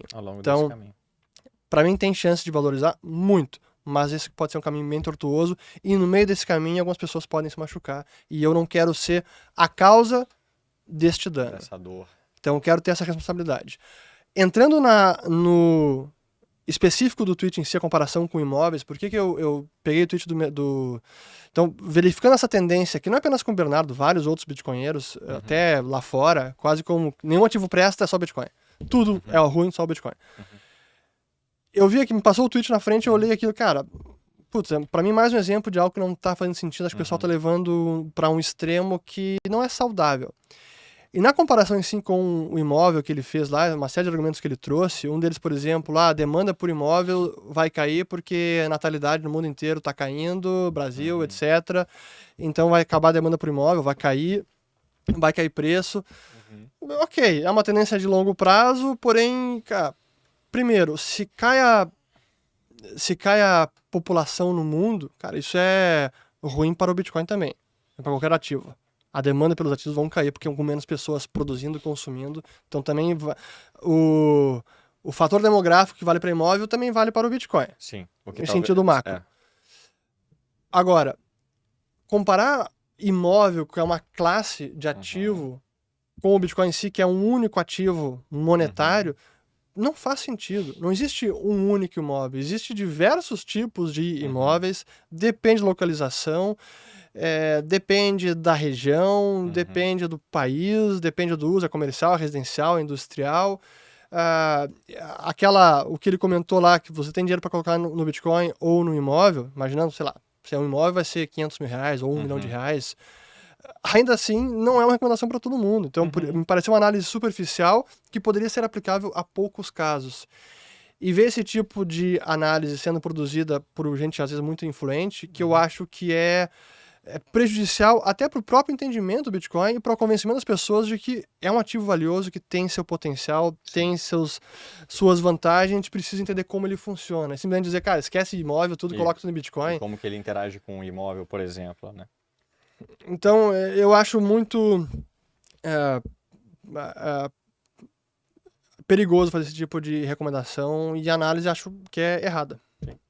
Não sei se eu respondi todos os argumentos do post em si, mas acho que a essência dele, sim. Eu acho que você está movido por excelentes princípios. Acho que quem te ouve, quem está com a Libertas, está muito bem atendido por quem preza pela segurança financeira global, né, dos clientes de vocês. E eu não estou aqui de nenhuma forma, isso é pauta da nossa conversa. O zelo de vocês é incrível. E também não sou nenhum especialista em imóveis também. E nem estou aqui para defender o A ou o B ou uma tese em específica. Mas eu acho que eles vão querer ouvir o Diego. Vamos e lá. Na verdade eles querem ouvir o advogado. Você é o advogado da tese. Exato. E sobrou para mim, né? Então, e aqui eu entro num achismo do que as pessoas que mais, inclusive eu fui um dos que fiz essa comparação, dentro de vários que fizeram também. Quanto à queda da natalidade, por exemplo. Você tem mercados em diferentes maturidades, né? Então eles argumentam que o mercado imobiliário está numa determinada escala de maturação, é usado como poupança há gerações. Qual que é o mérito disso? A gente pode discutir, porque como a gente falava, quando você coloca a moeda fiduciária em jogo e as pessoas passam a querer outras coisas, você corrompe os sinais de preço e não sabe o que é mérito, o que é difusão do papel. Tudo é distorcido pela desvalorização da moeda. Exatamente. Então, o que eles argumentam, e há um ponto a ser considerado nisso, é que mesmo com a população caindo, o Bitcoin ainda pode crescer várias e várias vezes ou ter a sua trajetória de crescimento basicamente inalterada, porque ele é tão pequeno na escala global, ele representa dos 900 trilhões em percentual 0,05%, se minha matemática não tiver. Enquanto o setor imobiliário representa talvez 30%, ou seja, talvez centenas de vezes a mais. Sabe aquilo de que uma empresa pequena pode crescer várias vezes num setor caindo? É o caso da Philip Morris crescendo num setor tabagista. O Bitcoin ele pode crescer enormemente numa população decadente porque ele vai captar de toda forma um monte de outras, valor de um monte. Inclusive, a tese desses 2% não é 2% tirado do ar, mas é basicamente, por exemplo, ele vai tirar mais do ouro do que do setor imobiliário, por exemplo. Então, e aí chegam-se nessa média, né? Quem fez essas contas. Pois é, até para mim esse é um ponto até de discussão. Será que a comparação correta é o market cap de todos os ativos, que é os 900 e tantos trilhões, ou o market cap mais correto seria a comparação de ouro? Eu sempre fui mais É uma boa pergunta. Eu sempre fui mais conservador e fiz comparação até com o ouro. Imaginando o ouro que tem, sei lá, agora com quase $2.000 onça Troy, tá quase 12 trilhões de dólares. O que dá um upside de 24 vezes para o Bitcoin, se o Bitcoin quiser pegar o mesmo valor do ouro. Se for todo o market cap do ouro. Todo o market cap do ouro, Então, eu tendo a comparar mais com o ouro, até porque me parece um ativo muito mais próximo do que o real estate, porque, até pela própria finalidade. Sim. O real estate tem um uso específico. Sim. Para moradia, para comércio, tem uma utilidade específica. Sim. Mas sobre essa argumentação da população decaindo, acho que o que eles dizem é isso, é que tá tudo bem, a população pode cair, mas o Bitcoin ele é tão pequeno que a população pode, eu estou exagerando aqui para fazer o ponto, cair pela metade, ele multiplicar por 10, e ele ainda vai ser pequeno no contexto global, ele ainda vai pegar só 50% do ouro. Então acho que esse é um dos pontos. Uma das coisas que a nova geração tende a fazer muito a comparação é como tese de investimento, e aqui entra uma questão cultural, né? As gerações são pensadas a poupar para comprar um imóvel, né? Nos Estados Unidos, o imóvel é visto como ativo, não como um passivo, que é o que ele é realmente, tal como ele é comprado lá. Essa é uma das distorções do nosso sistema atual, que estimula o endividamento em excesso. Perfeito. Inclusive hoje no Brasil, quando você é incentivado a estar sempre mudando para um imóvel cada vez mais caro e maior, porque você tem incentivos financeiros. Então não só a moeda fiduciária bagunçou, como há incentivos governamentais que bagunçam mais ainda. Total. E aí você se pergunta, primeiro, vai crescer para sempre? É uma pergunta, porque o quanto de upside tem o mercado imobiliário para crescer contra uma commodity como o Bitcoin, a primeira do tipo, e aí eu digo que ele inaugurou ele na verdade não inaugura a categoria, ele é uma commodity que está sendo monetizada em tempo real, a humanidade nunca presenciou isso em uma geração como a gente está vivenciando. Concordo. O que teria um upside maior? Imóveis que valorizam, inclusive, os imóveis nos Estados Unidos valorizam exatamente o CAGR do dólar. A quantidade de dólares cresce 7% ao ano, como o valor dos imóveis cresce, o que sugere que isso não é uma coincidência, porque eles, de fato, os cantilionários, né, pesquise no Google aí, que recebem primeiro o dólar, utilizam o imóvel como poupança. No final, a quantidade de dólares é o que move a apreciação dos imóveis. Então, se o Ponzi Fiat vai colapsar, será que não tem um risco, não carrega um risco para o setor imobiliário? Eu acho que não. Pode ser. Aí que tá. Certamente tem um risco de reprecificação. Então, esse cenário de aumento de juros está gerando uma reprecificação em tudo. Sim. Mas imaginando digamos, a moeda vai colapsar, algo virá em seu lugar, digamos, o Bitcoin. Os imóveis terão um valor mesmo no mundo hiper-bitcoinizado. Porque ele tem utilidade. Mas ele vai estar denominado em BTC, não mais denominado em dólares. Coisa assim. E mais, alguém que quer ter um fluxo de renda em imóveis, vai ter um imóvel que vai estar alugado, vai estar num fundo imobiliário, onde quer que seja, um trust, um REIT, não interessa. E esse fluxo de renda virá em BTC, porque o BTC é o dinheiro. O Bitcoin se tornou o dinheiro. Mas isso continua. Claro que como a gente está num processo geracional, histórico, uma commodity inédita sendo monetizada, é um processo turbulento que beneficia o Bitcoin. Sim. Não discordo. Mas dentro da lógica de risco, de volatilidade, de tempo das pessoas, de imprevisibilidade, para mim nunca é um all-in Bitcoin ou sempre ou tudo pulverizado ou tudo imóvel. Para mim é Bitcoin e imóvel. É Bitcoin e ouro, talvez. Para mim já foi mais ouro, hoje para mim é menos. O meu dial de ouro diminuiu bastante depois que eu conheci o Bitcoin. Mas ações de empresas, para mim é fundamental. Empresas vão seguir existindo. Empresas que geram riqueza no mundo. A riqueza vai estar dominada em Bitcoin. Essa vai ser a régua. E eu concordo com o Fernando. Inclusive, uma das coisas que nos aproximou e que vínhamos conversando recentemente é que eu do mercado vim para o Bitcoin, porque eu Até também... resumidamente, que a É, gente não fez isso no começo da conversa, é. 30 segundos sua experiência para quem não te conhece. 30 segundos. Meu nome é Diego Collin, eu mais recentemente conhecido pelo Node Runners Brasil, uma iniciativa para fazer a maior quantidade de pessoas possível rodar o próprio Node Bitcoin. Isso é uma história para outro podcast. Mas eu vim do mercado financeiro mais recentemente, eu vim estudando para me tornar um consultor financeiro, inclusive trabalhei numa consultoria que havia sido agente autônomo anteriormente. E vim do mercado, cheguei no mercado financeiro vindo da economia real. Então fui executivo numa transportadora por muitos anos. E quando nós fizemos o exit, né, vendemos o nosso negócio, falei, olha, vou para onde meu coração manda, que é mexer com o dinheiro. O que eu não sabia é que eu não conhecia o que era dinheiro. E que a fraude que era a moeda fiduciária.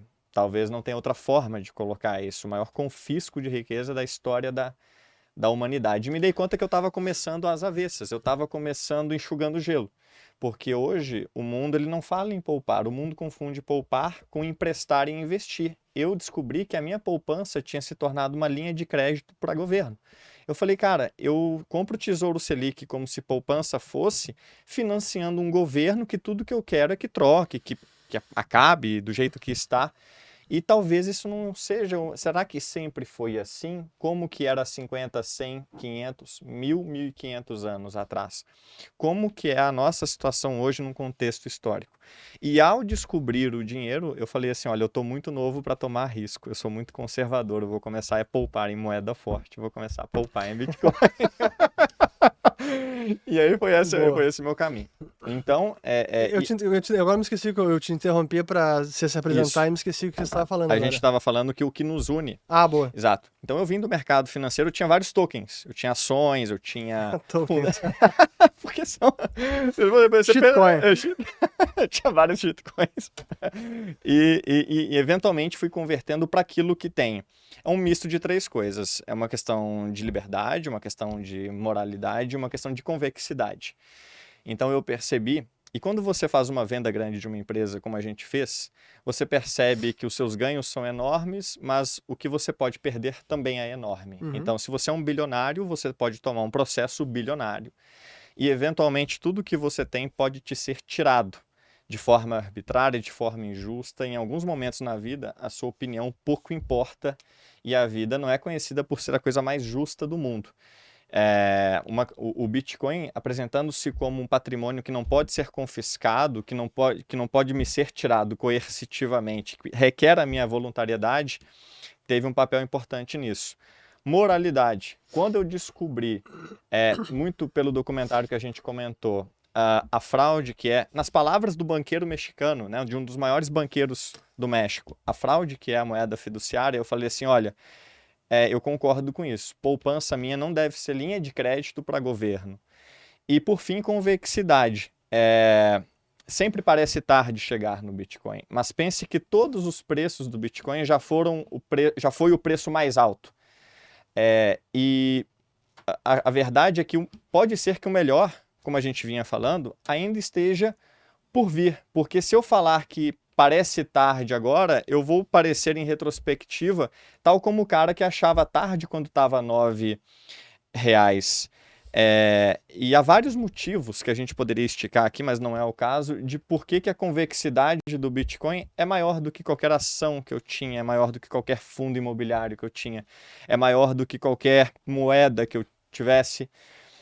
Então, quando eu juntei a peça da liberdade com a moralidade e com a convexidade, o Bitcoin ele se tornou óbvio. Quando eu entendi o dinheiro, o Bitcoin se tornou óbvio. Mas, como eu falei com o Fernando, e o que nos une finalmente, que eu vim dos tokens, mas para os tokens voltarei. Tão logo consertemos o dinheiro, tão logo reestabeleçamos o cálculo econômico na sociedade. Então você não tem nada de renda fixa, tesouro direto? Eu tenho, para ser bem sincero, uma reserva de emergência gorda. Eu tenho uma reserva de emergência suficiente para não me deixar passar. Pode revelar em que tipo de ativo ela está denominada ou, ou será um choque, uma revelação bombástica para a comunidade? Essa é a hora que entra a propaganda do YouTube.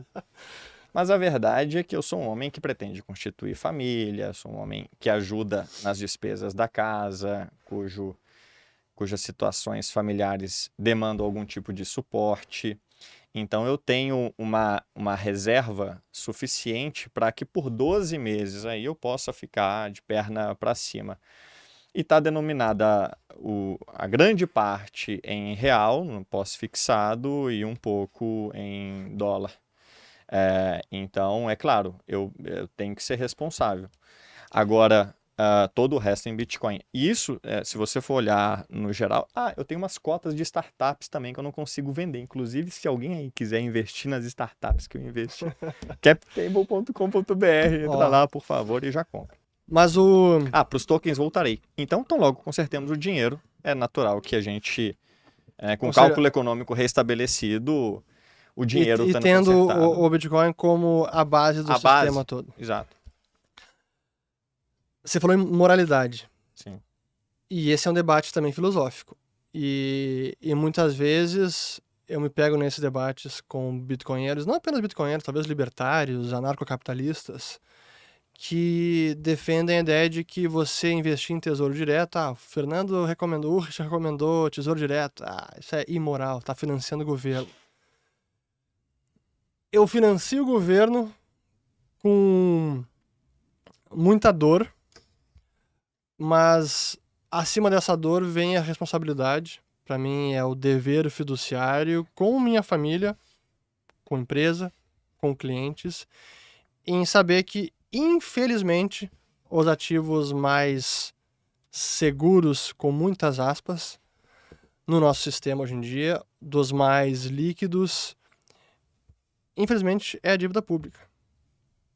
Então, simplesmente a gente viver no mundo que temos hoje e não ter nada da liquidez em dívida pública, seja brasileira, seja americana, ou então em dívida privada, que acaba tendo como baliza a dívida pública, simplesmente não comprar nada disso e não estacionar parte da liquidez nisso, para mim E pode te fazer perder bitcoins. Se eu tivesse colocado 100% mesmo do meu patrimônio em bitcoins, desde quando eu comecei a comprar bitcoins em maior volume, inclusive minha reserva de emergência, eu teria vendido bitcoins que eu não teria gostado de ter vendido. Essa é a pior sensação então, que tem. Então, ter feito isso me permite hoje ter mais bitcoins.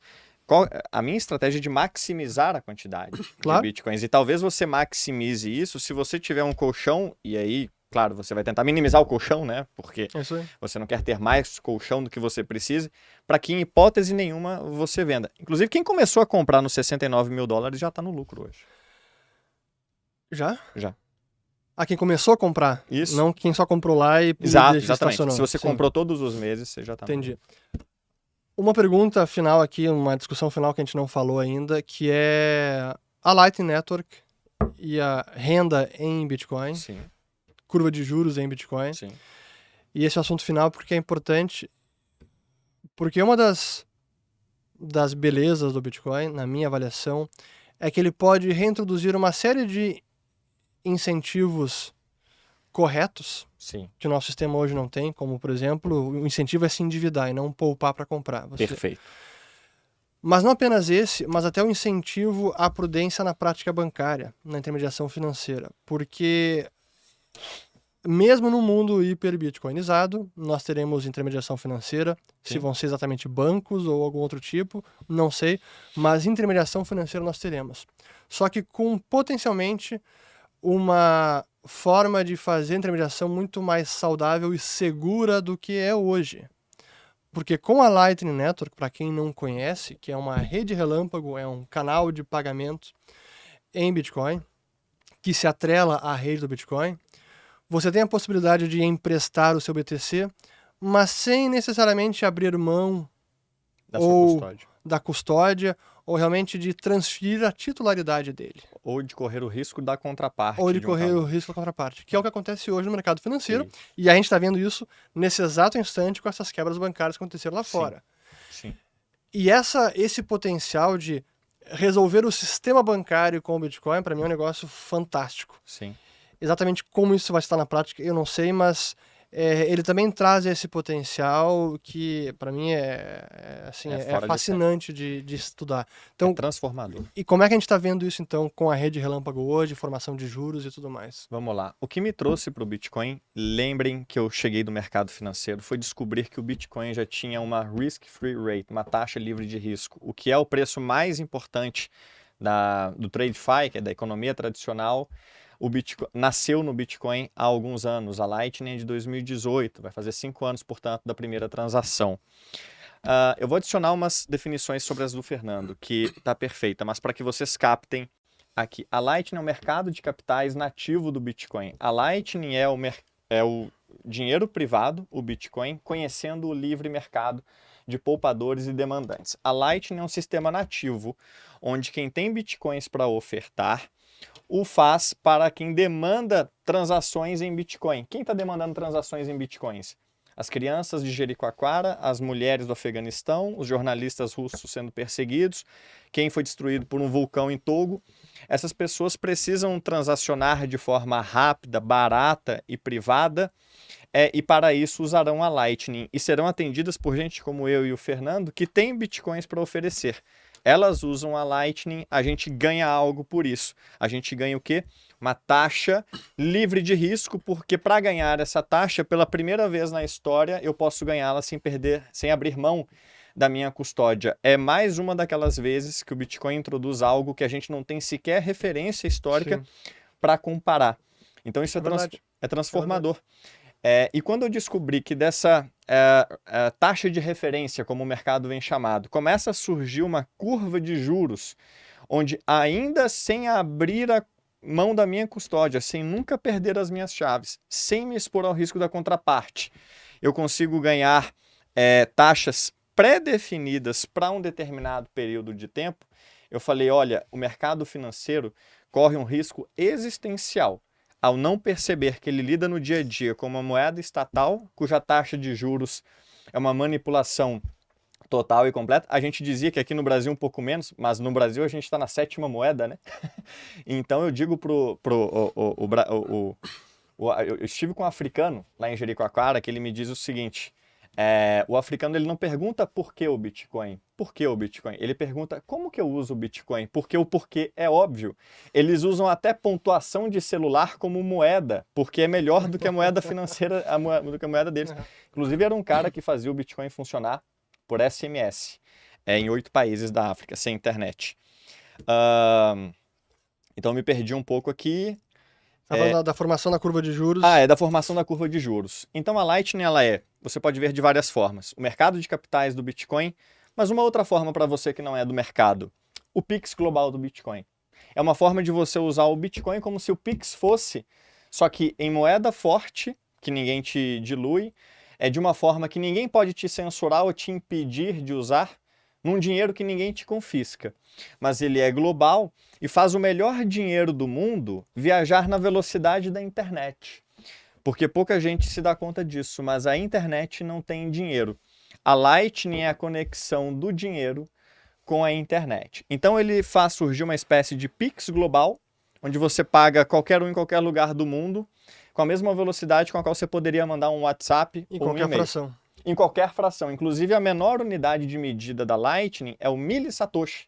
É o satoshi dividido por 1000. Você pode mandar 1 millisatoshi pela Lightning. E qual que é a importância disso? Utilidade. O Bitcoin ele ganha maior utilidade quando ele pode ser usado em frações ainda menores que permitem casos de uso que o Satoshi não permitiria. Por exemplo, eu tenho um IoT device. Você que está ouvindo o Fernandão aqui, daqui a pouco começa a fazer um streaming de Satoshis para ele. Um Satoshi pode ser muito, você pode fracionar isso. E mais, para um mundo onde cada vez mais abundante, onde o Bitcoin tende a valorizar ao longo do tempo, o millisatoshi permite que ele multiplique por 5.000 vezes e o millisatoshi ainda vai valer o que vale hoje 1 centavo. Então ele não se torna incômodo. O dinheiro ele tem que ser suficientemente subdivisível para ser usado para comprar um clips ou para comprar uma casa. Então a Lightning ela é muita coisa. Ela é o mercado de capitais do Bitcoin, ela é o Pix global do Bitcoin. Ela é o santo graal do dinheiro, rendimento sem a perda da custódia. Ela é basicamente a esperança para as pessoas que eventualmente não conseguirão usar a blockchain. Porque a blockchain, o espaço no bloco, eu chamo de a Manhattan do cyberespaço. Eventualmente vai ficar caro. Eventualmente ela vai ser usada por bancos centrais, grandes instituições financeiras. O pessoal de Jericoacoara não poderá comprar fruta usando a blockchain. A Lightning é o que garante a acessibilidade e o acesso do próximo bilhão de pessoas para o melhor dinheiro do mundo, para a esperança. Então a Lightning, como é que ela traz isso? Remunerando o Fernando. E se você acha que perdeu a onda da mineração, ficou caro minerar, ficou muito específico, precisa de hardware, precisa de energia, a segunda onda você ainda pode começar. Você ainda pode estabelecer um node Bitcoin e Lightning em casa e com poucos milhões de satoshis trabalhar para os outros, porque na Lightning o Bitcoin já é capital produtivo. O Bitcoin já tem yield. Você só estava olhando na camada errada. Ixi! Estão evangelizados ou não aqui? Boa. Não, muito bom. Pra gente encerrar, tinha 2 perguntas, não tinha? Tínhamos 2 perguntas. Você lembra delas ou tem que... Não, eu lembro então, delas. 2 perguntas eu vou eu lembro porque uma em cada 5 perguntas eram elas, né? Então tá, vou tentar responder rápido e a gente encerra. Fernandão, como se investir num cenário de juros negativos onde o governo imprime mais moeda do que te paga, a repressão financeira que a gente vinha falando, e sobre o que ele te paga você ainda tem que pagar imposto? De que forma ganhar do governo ou valorizar o seu patrimônio numa velocidade maior do que ele te dilui? Essa é a grande pergunta que ninguém tem a resposta perfeita. Para mim ainda passa pela diversificação não excessiva, porque senão você pulveriza seu retorno e o risco, mas é você entender os riscos e os retornos possíveis e, infelizmente, não dá para dar all-in no Bitcoin. O Bitcoin é uma parte importante neste leque dos investimentos? Sim. Mas, infelizmente, a gente vai ter que conviver com talvez anos de parte do investimento, parte da carteira, tá perdendo para a repressão financeira. Infelizmente. Sim, eu concordo com o Fernando. Eu sou conservador, eu ponho 70% on-chain e 30% na Lightning. Daquilo que não é a minha reserva de Mas, assim, infelizmente, essa é a preocupação que todo mundo tem, sim. Mas a resposta perfeita ninguém tem. Se eu soubesse, tivesse a garantia que o Bitcoin vai seguir subindo de preço perfeitamente, sem volatilidade nenhuma, cara, tranquilo. Exato, ele valeria $1 milhão a essa altura. Inclusive, uma das coisas que eu acho que o mercado financeiro peca em ver é achar que a hipervolatilidade do Bitcoin é um problema quando ele é um ativo desenhado para compensar a hiperdesvalorização da moeda. Então, se você precisa de um ativo como o Bitcoin para te proteger de uma eventual hiperdiluição, ele tem que hiperperformar como o hiperperformou. Só que a hiperperformance não vem sem hipervolatilidade, porque não tem almoço grátis. Então ele é para quem topa segurar mesmo e o faz com responsabilidade, sem alavancagem, sem colocar reserva de emergência. Outra pergunta.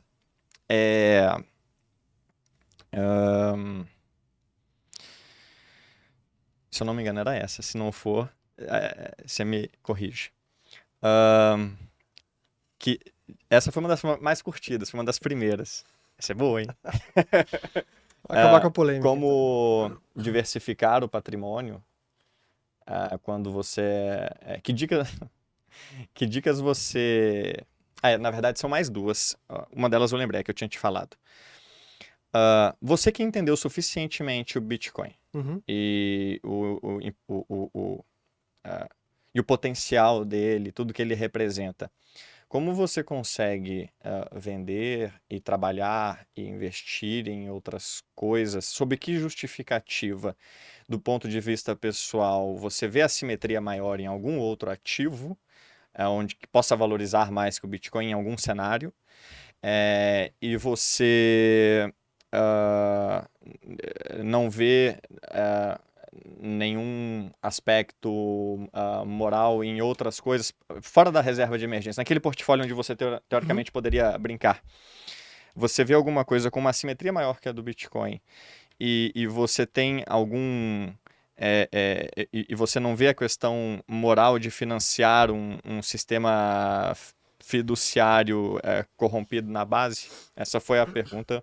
Não vou falar de quem. A questão moral, eu até respondi antes. Pra Sim, sim, mim, já tá. Não. E assim, não vejo incompatibilidade, por mais que eu deteste financiar governos. Sim. Lato sensu. Sim. Sobre posições assimétricas que eu poderia encontrar hoje, tanto quanto o Bitcoin, talvez que eu tenha na minha carteira principal urânio. Uhum. Então, investir em mineradora de urânio para mim ainda é uma posição assimétrica. É mais do que o Bitcoin?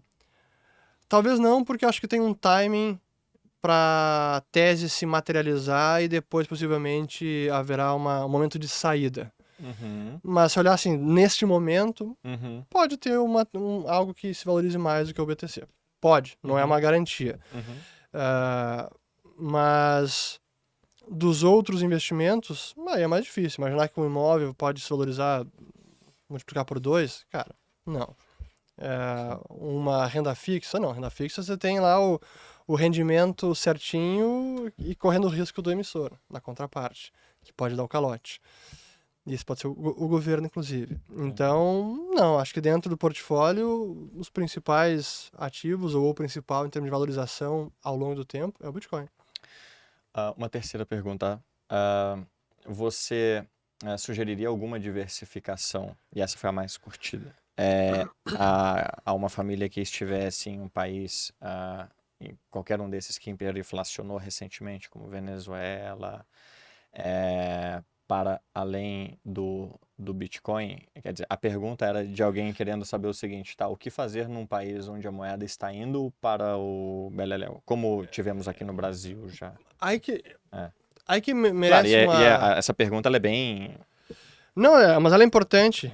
E por isso que é preciso entender como países que estão destruindo realmente as suas moedas, assim, quase a olhos nus, e que praticam uma enorme opressão financeira, não é apenas repressão financeira, eu digo opressão, controle de capital, hiperinflação, como é a Venezuela, Zimbábue, Argentina, não é hiper, mas está com inflação de 100% ao ano. Sim. E com controle de capital, a própria China está estável, mas tem controle de capital. Os chineses não conseguem tirar dinheiro de lá. Para esses países, o porquê do Bitcoin é muito óbvio, e sem dúvida que para esses, um Venezuela, por exemplo, é até difícil investir em imóvel porque não tem nem mais império da lei, você não tem direito de propriedade nenhum. Então isso é complicado. Nessas regiões é muito mais fácil recomendar o Bitcoin porque a probabilidade do Bitcoin, mesmo com a volatilidade, ter uma performance melhor do que a moeda fiduciária, assim, é uma probabilidade enorme. Supor que quanto mais se deteriora o nosso cenário, mais seguro fica o Bitcoin dessa perspectiva, Claro. na medida que fica mais fácil. Claro. Mas falando, por exemplo, agora indo para os Estados Unidos, eu não acho que eles vão hiperinflacionar a moeda americana, como eu disse. Então, pode acontecer? Pode. Para mim não é o cenário base, mas a inflação, talvez a inflação mais alta, inflação quando eu digo é perda de poder de compra da moeda, não é aumento da base monetária. Eu sei que eu vou me tretar com os austríacos por causa disso, economistas austríacos. Mas enfim, sim, estamos entrando num período de mais inflação do dólar, então a gente vai precisar buscar formas de se proteger disso. O Bitcoin para mim é uma delas, não tem dúvida nenhuma. Mas eu não vejo os Estados Unidos entrando nesse nível de opressão financeira que tem uma Venezuela da vida. No entanto, posso descartar a hipótese de que isso não aconteça? Não posso. A gente falou dos 3 calotes americanos. 1933. As pessoas não se lembram disso. Mas no dia 5 de abril... Amanhã? Não, depois de amanhã. 5 de abril, acho que é amanhã. Estamos gravando segunda-feira, 13 de abril. 3 de abril, 5 de abril de 1933 foi o dia da Ordem Executiva 6102, que obrigou todos os americanos a entregar todos os certificados de ouro, moedas de ouro, lingotes de ouro, sob pena de $10 mil à época, ou detenção de até 10 anos de prisão. Cara, É um roubo. Então, imaginar, de repente, daqui 5, 10 anos, o Fernando foi ingênuo e o dólar está assim, indo pro saco e inflacionando muito mais do que eu imaginava. Aí o governo olha para o Bitcoin, opa, o Bitcoin está se valorizando. Quer saber? Vamos apertar o cerco regulatório, vamos acabar com as empresas Ou que vamos fazer negociam, como fizemos com o ouro, né? ou vamos obrigar as pessoas a entregar os seus Ou Bitcoins, confiscar os que estão nas vamos confiscar, corretoras. pode acontecer. Pode.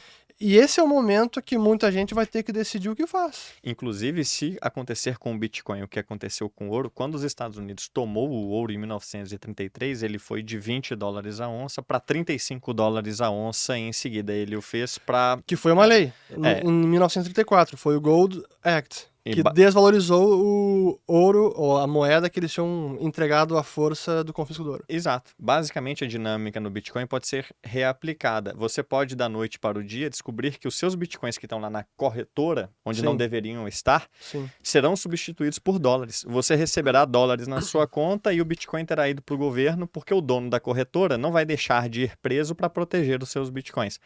E nesse dia, quando você tiver dólares ao invés dos Bitcoins que você achou ter, ou você, ou uma boa parte das pessoas vai falar, peraí, eu vou recuperar os meus Bitcoins porque eu já entendi o porquê dele, até o governo está sinalizando que quer ele, na prática o governo terá comprado os seus Bitcoins, e é possível que nesse cenário o preço do Bitcoin não dobre da noite para o dia como o ouro, Não, mas vai que ter um prêmio. vai ter um prêmio, exatamente, porque o governo terá comprado.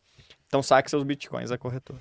Mas enfim, não estou dizendo que essa hipótese Sim. é o cenário básico que vai acontecer, mas está tudo dentro daquela a matriz de possibilidades, os sim. riscos possíveis, tudo precisa ser mitigado. Então, tendo noção dos riscos que eu estou correndo que eu busco investir meu dinheiro, meu patrimônio, e por isso que eu não dou all-in no Bitcoin, embora eu coloque meu patrimônio uma proporção muito maior do que a maior parte das pessoas. E agora é que todo mundo quer saber. Ele me perguntou quanto que eu tinha em real, em dólar, emprestado para o governo. O Brasil quer saber. Isso a gente não fala. Ô, Fernando, muito obrigado pela oportunidade. Eu acredito que daqui a pouquinho a gente tem que encerrar. Mas eu Sim. acho que dava quase para fazer outro, hein? Não, sem dúvida. Vamos dar sequência. Vamos dar sequência nisso Pessoal, daqui. mandem mais perguntas a esse. É. Pode dizer tudo que eu não respondi, ou que eu ainda preciso responder. Eu não vou me furtar de responder as perguntas, nem as polêmicas, mas muito bacana. Obrigado aqui por ter vindo ao nosso escritório e a gente poder ter essa conversa olho no olho, que é diferente. Espero que o pessoal tenha aproveitado e que a gente tenha conseguido esclarecer a maior parte das dúvidas aí e das polêmicas. Se não acabarão.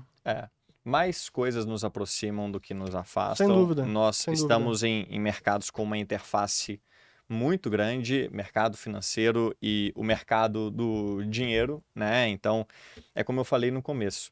O Fernando, que foi uma referência do Bitcoin para o mercado de capitais, pode ser, e eu faço o convite, honrosamente faço o convite, para se tornar uma referência do mercado de capitais do Bitcoin a Lightning. Mas essa é você agora. Esse lugar é seu já. Eu vim no Papa, né? Para apresentar isso ao mercado. Porque o dinheiro privado já tem uma curva de juros e quem não se der conta disso será equivalente ao jornal desmerecendo a internet. Sim. Será equivalente sei lá, a televisão desmerecendo a internet. Então, o desenvolvimento de uma curva de juros sobre o Bitcoin, ele não é um desenvolvimento trivial, pode ser game changer. Eu vim por isso, comecei a ganhar eu mesmo a curva de juros, lancei com a Paradigma um curso sobre, para que qualquer um possa fazer parte desse mercado. Não tem Banco Central definindo taxa, são players do mercado. Não tem cupom do Banco Central do Bitcoin. Não tem cupom do Bitcoin. Tem plebes como eu e vocês ouvindo em casa que entenderam a mudança pela qual a gente está passando e que querem contribuir de alguma forma. Exercer a soberania e, se de alguma forma a tríade da liberdade, da moralidade e da convexidade te fizer sentido, comece aos pouquinhos. Faça a compra recorrente, porque mesmo que você compre o topo, você pode 1 ano e meio depois, como é o caso de agora, estar no lucro. Esse é o poder do DCA. Quem começou a comprar em 69, hoje está em 26 e está no lucro. É o preço médio, o preço médio. Cost Averaging. Então, mas muito bem. Bom, isso. pessoal, espero que tenham gostado da conversa. Eu vou colocar as informações do Diego aqui na descrição do vídeo, para quem quiser acompanhar ele nas redes, o trabalho, tudo que ele vem publicando.